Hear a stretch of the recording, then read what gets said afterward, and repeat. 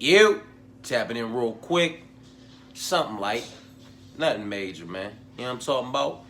We just fit to sit here and chop it up for a few minutes for what it's worth while I fire this motherfucker up and burn this motherfucker down, man.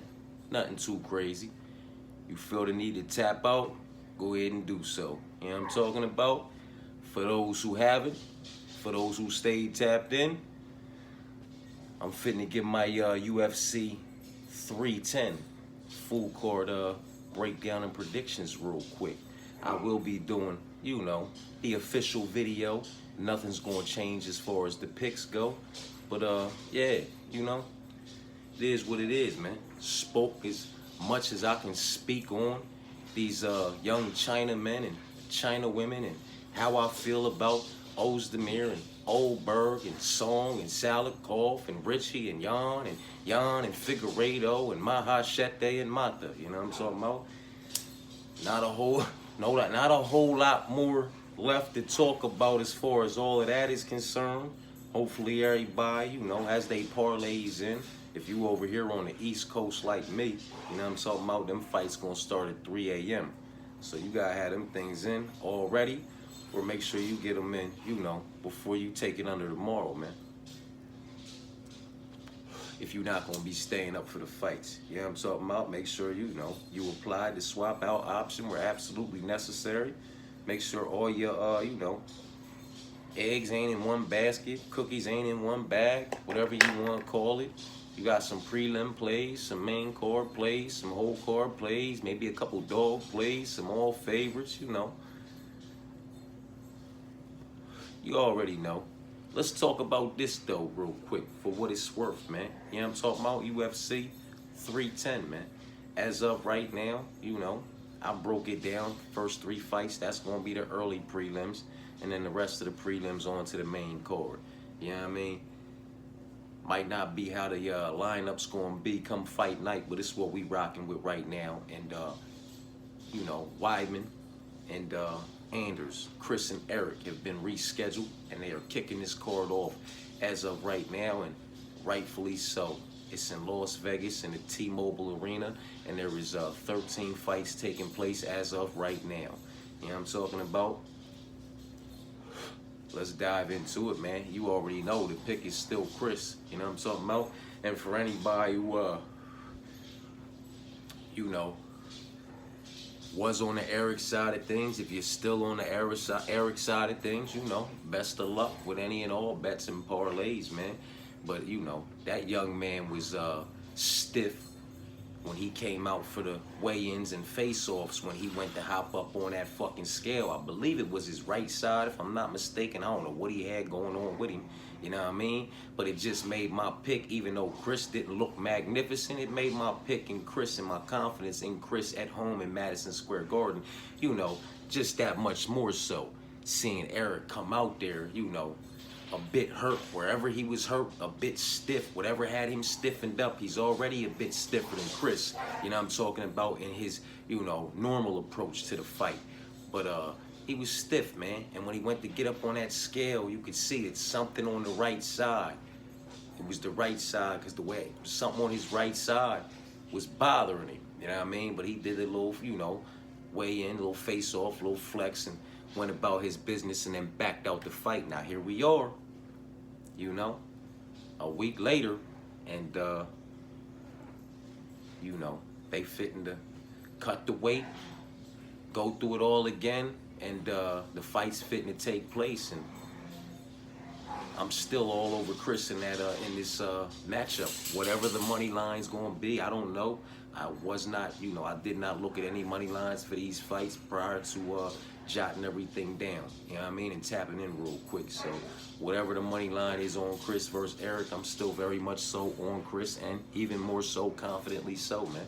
You know what I mean? Because Eric's not going to be able to implement no. I already felt like he wasn't going to be able to implement no wrestling or grappling against Chris. You know what I'm talking about? Chris was going to win those exchanges. So how he normally like to push somebody against the cage, slow things down, and drag that out, that wasn't going to be able to work. And with whatever injuries he might be dealing with, taking this fight, probably because he needs the motherfucking bread to pay for them doctors and whatever therapy he's going to have to go through, even more so after this fight takes place. I'm all over Chris, but it is what it is, and that's just my personal opinion. Vicente Luque versus Themba. This is a fight I want nothing to do with. I have no interest in it. I wanted the Nick Diaz fight, but Diaz is, off to another planet somewhere right now. With all due respect, we just gonna leave it alone. I don't know what's going on with him, but he's out of the fight. That's the homie. I'm not about to sit here and chew him up. You know what I'm talking about? And he was looking good for a minute there, you know what I'm talking about? So I was all over him at plus 450 and shit like that against Vicente and some early bird shit, which has been scrapped. And now I'm on Vicente in this match, you know what I'm talking about? With all due respect to Themba, you know, he beat Nico Price. That's about the biggest name he's beaten. You understand what I'm saying to you? And Vicente Luque, you know, he was getting prepared to come in here and spoil Nick Diaz's little homecoming for whatever it was going to be worth, you know what I mean? So he was coming in well prepared. Top, we was going to get a top shelf Vicente Luque, in my personal opinion. And Vicente Luque on the top of his game, in my personal opinion, can get them out of there via KO, TKO, via submission, or via a decision, you know what I mean? So I'm rocking with Vicente.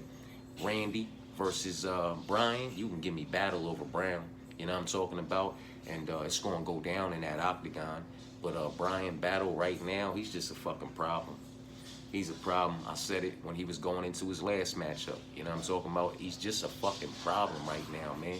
You look at the difference in the physical frame, you know, the way everything's changed, the way his all-around games just come together and all his tools, he's just sharpened them up even more. He's a problem.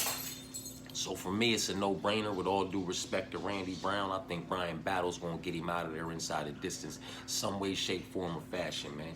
Now, that's it with the early prelims. I'm rocking with Chris still. That ain't changed. You know what I'm talking about? He's not at home. It's not in Madison Square Garden, but I still do believe he's going to do the better body of work absolutely everywhere, especially with Eric Anders dealing with whatever Eric Anders is dealing with as far as physical injuries and ailments may be. You understand what I'm saying to you?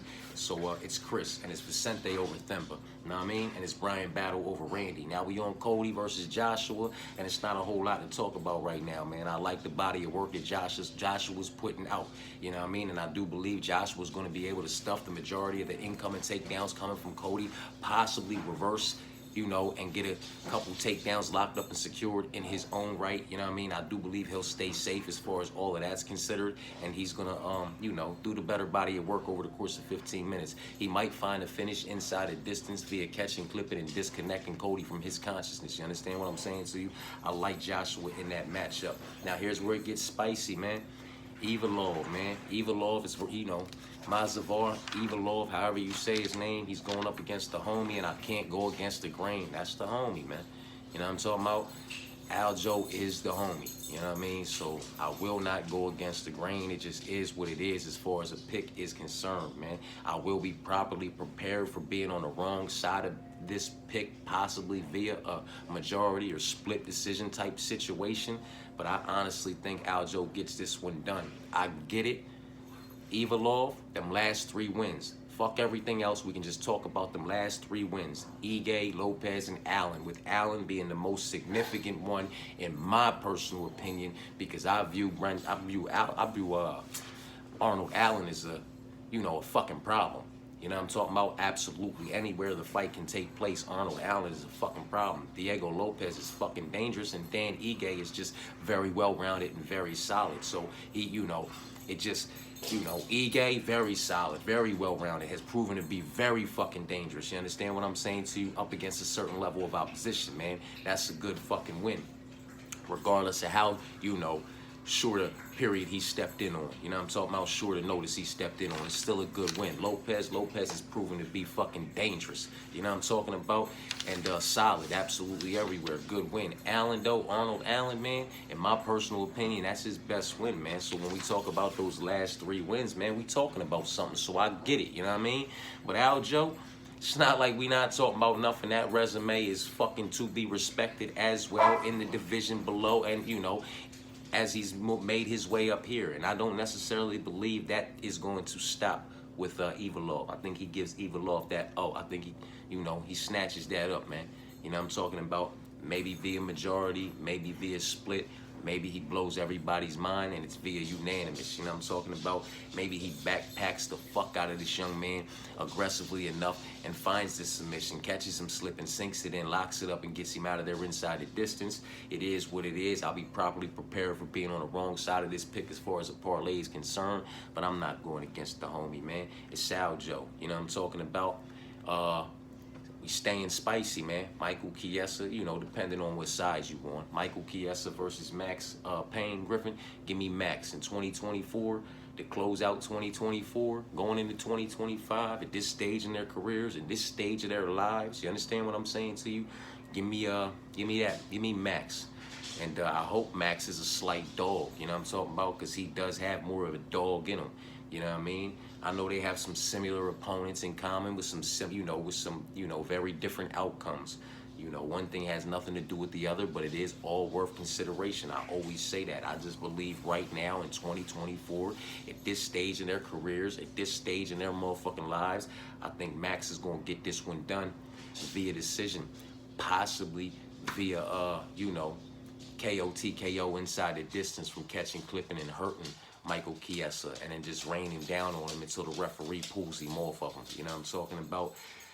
I like Max in this matchup, so Max is the pick. The OG, the Carpenter, Clay versus, Chase, man. And give me Chase. Give me Chase to possibly get this one done with them long limbs via submission inside the distance if Clay wants to close the distance, get inside that range and play that wrestle game. Give me Chase to go ahead and use those long limbs to lock up a submission inside the distance. Listen, Clay has been submitted quite a few times inside the UFC octagon.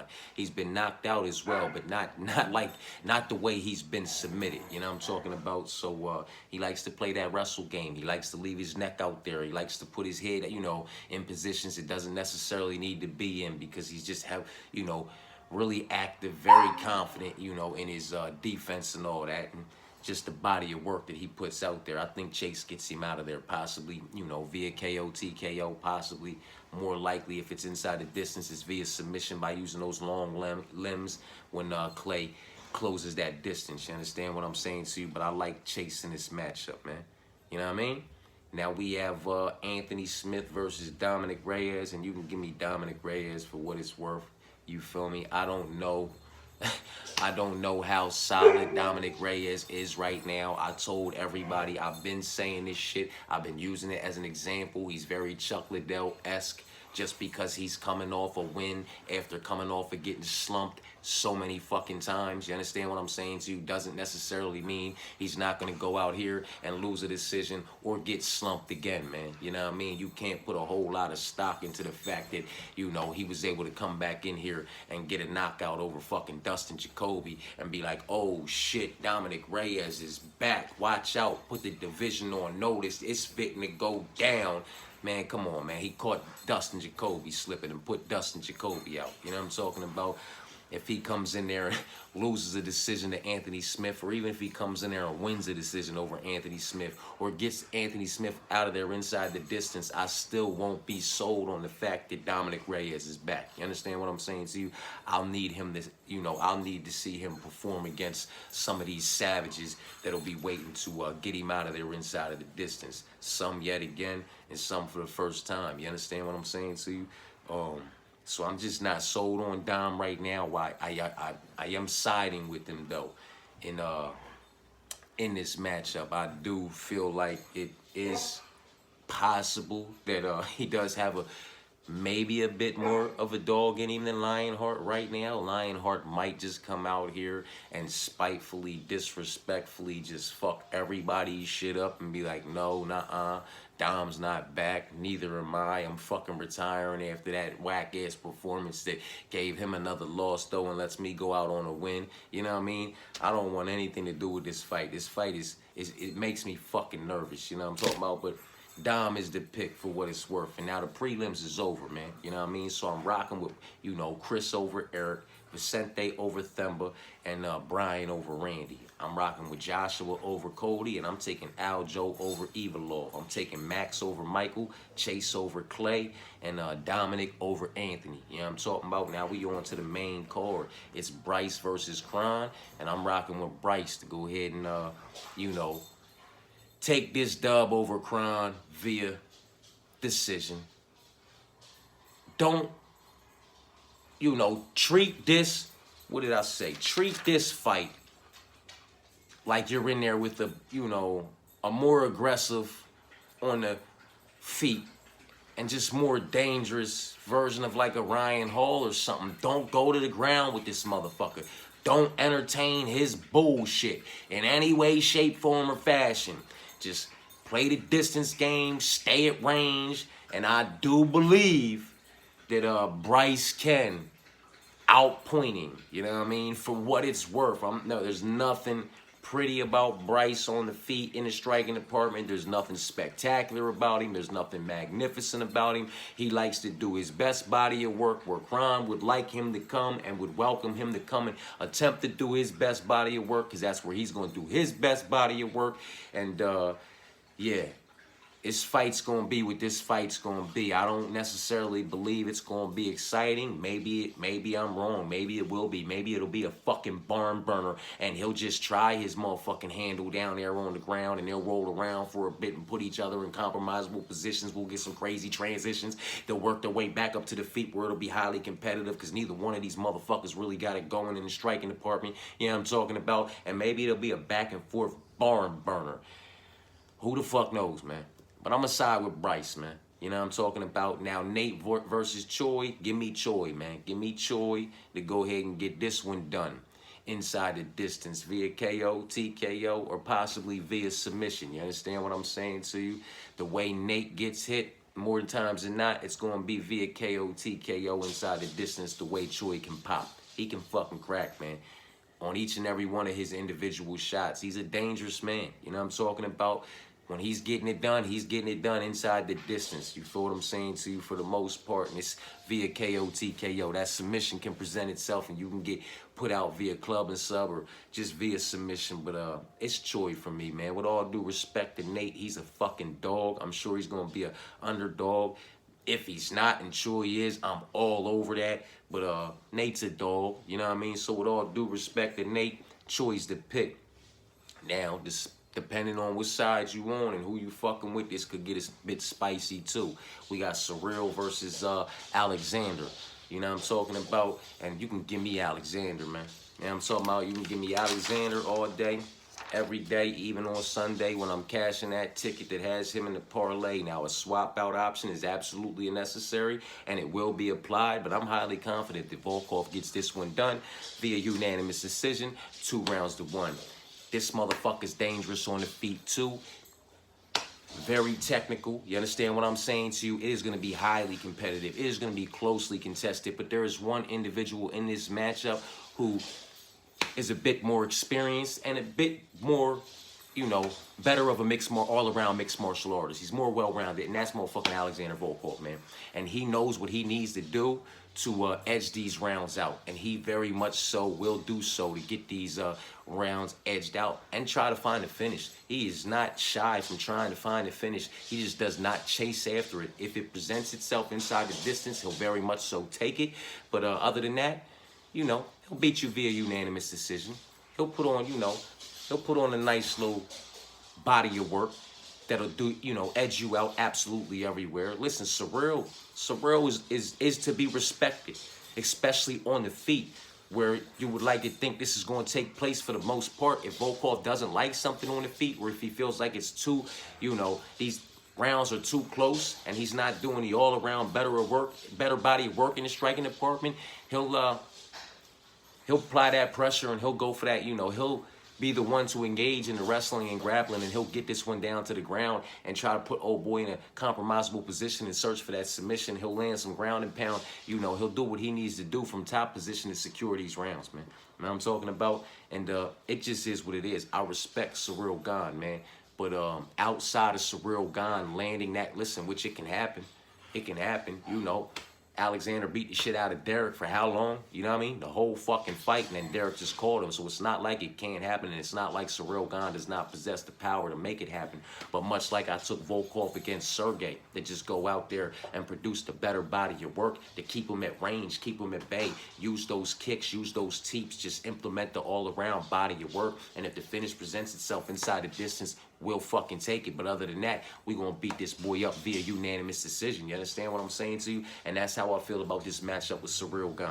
You know what I mean? So, it is what it is, man. I'm on the board, Alexander.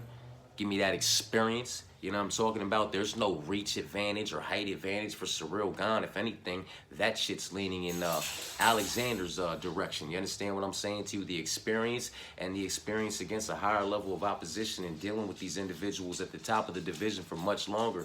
It all goes to Alexander, man. And, these individuals, as of lately, you've seen it, like the, Volkan, Ozdemirs, the Alexander, like these, and the list goes on for the prior matchups. You know what I'm talking about? Like, these individuals are implementing their all-around body of work because they've already been in the wars. They've already knocked out individuals. They've already submitted. They've already done all the things that they need to do to solidify who they are, how dangerous they are, and what level of opposition they are. So now they're just going out here and trying to get those dubs, man.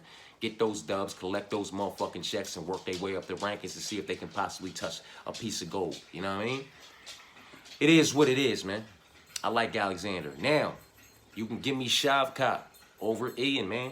And you can give me Shavkat to keep that 100% finishing rate intact. I don't care what nobody has to say. I'm not going to argue that, man. We just going to see where the dice lay. You feel how you feel. I feel how I feel. You know what I'm talking about? And I felt how I felt a long time ago. So anybody who's been tapped in already knows. I feel like Hamzat left on a bottom of this motherfucker because he didn't want to have to deal with Shavkat. You know what I'm talking about? Shavkat was going to take that O from him and possibly take that O from him inside the distance, because while Hamzat's been doing what he's been doing up against who he been, Shavkat been doing what he been doing up against who he been doing it up against, and he's just managed to keep that 100% finishing rate intact as well while he's been doing it. And I don't think that's going to stop with Ian, man. I think, honestly, Ian's confidence, which, listen, you should be confident in yourself, man. You produced a beautiful body of work as of yet, but you've also been touched. You've proven that you can be touched. You understand what I'm saying? So you can be hurt. You know what I mean? Now, old boy didn't capitalize on it. Not saying that Shavkat's going to go out here, and just beat him the fuck up. But listen, man. Listen. I think Ian's confidence in himself, in his abilities, no matter where the fight takes place, is going to work right into Shavkat's hands. And Shavkat is possibly going to find a submission inside the distance via Ian, engaging in the wrestling or grappling exchanges, trying to possibly put, with hopes of trying to possibly put Shavkat down and into a compromisable position in his own right. I think he might find himself getting finished, searching for the finish because of his confidence in his abilities, to get the finish. I think all that might work against him, man. I'm high on Shavkat. I've been high on Shavkat. I think Shavkat's a problem for absolutely everybody. You know what I'm talking about? And for people who want to say, oh, well, he had a little problem here. Hamzat had problems with, Gilbert.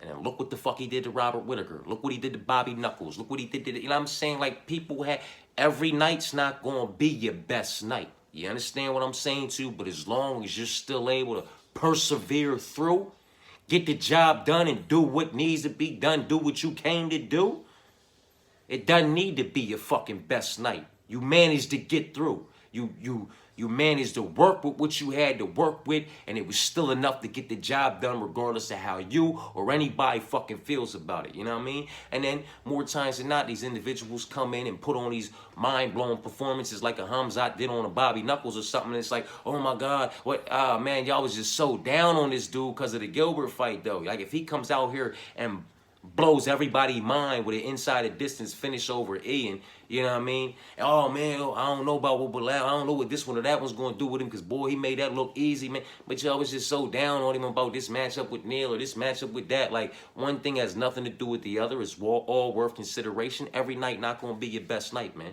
You know what I'm talking about? And we all know that. We all know that. And when it comes down to somebody that we like or that who we're rocking with, somebody that we're behind, and they go out there like a Sean Malley or somebody that you might be real heavy on, or somebody else, I just use them as an example. You know what I'm talking about? Because people love to say, oh, man, he just looked off, man. He looked off like he was sick, like he was dealing with, like something must have been wrong because the volume wasn't there, the energy wasn't there, he wasn't cutting the he wasn't moving, he wasn't using like he just, man, sometimes, you know, the individual on the other side of the cage just stops all of that from being able to take place, man. You know what I mean? Or sometimes, you're right, he just was having an off night. It wasn't his best night. The same can be said for somebody else, though. You understand what I'm saying to you? And maybe Shavkat just something about something you seen in Shavkat's previous matchups. Maybe it wasn't his best night, man. Every night not gonna be your best night. You understand what I'm saying to you? But I like Shavkat in this fight.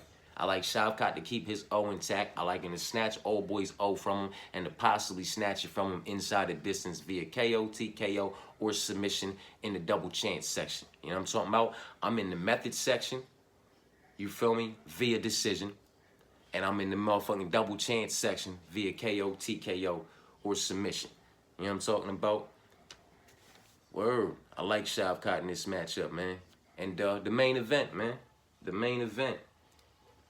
Alexander versus the boy Kai. And give me this Alexander too. I'm with this Alexander as well. You know what I mean? What's that one from Russia? That one's from Brazil. I'm with both the Alexanders on the main card. I don't know what these money lines are. You know what I'm talking about? But these is what my picks are. You figure, do me? And give me Alexander, man. He knows how to get it done anywhere the fight takes place. And, oh boy, if I'm not mistaken, he pretty much knows how to lose any way you can lose in a fight, right? He been knocked out a few times. Lost via decision. I don't know if he's lost via submission or not. I know he's been, you know, clipped and disconnected from his consciousness. He's been finished via KO, TKO inside the distance. You know what I'm talking about? A few times. You know what I mean? And he's lost via decision. And we all already know Alexander knows how to get it done via KO, TKO, inside the distance via submission or via decision. And I don't give a fuck what old boy's record reads or what he's looked like en route to the UFC debut, main event, title fight type shit. Miss me with all of it. Make me a believer. Alexander's the pick. You know what I mean? So that's it, man. For what it's worth, for those 13 fights, I'm going to tap in, you know, probably tomorrow or something. You feel me? And do the official full card breakdown and prediction video. And just run through them shits real quick since I already did this, and redirect motherfuckers to this if they want a more in-depth on the picks type shit. You know what I mean? Do my little 60-second clip for the whole card, my quick picks. And then talk a little bit about my most confident picks and some early bird parlays type shit. We'll get into all that, you know, early. But that's it, man. For what it's worth. For UFC 3010, give me Chris over Eric. Give me Vicente over Themba. Give me Brian over Randy. Give me Joshua over Cody. Give me Aljo over Evilov. We can talk about it. And give me Max over Michael. We can talk about that one too. Give me Dom over Anthony. And give me Bryce over Crime. We can talk about that one too. Give me Choi over Nate. Give me Alexander over Surreal. We can talk about that one. Give me Shavkat over Ian. I know you want to talk about that one. And give me Alexander over Kai. You know what I'm talking about? But that's it, man. UFC 310. going down at the T-Mobile Arena in Las Vegas. 13 fights, main event. UFC debuter, getting a title shot. All kinds of firsts in the UFC. Appreciate y'all for tapping in, man. Peace and blessings.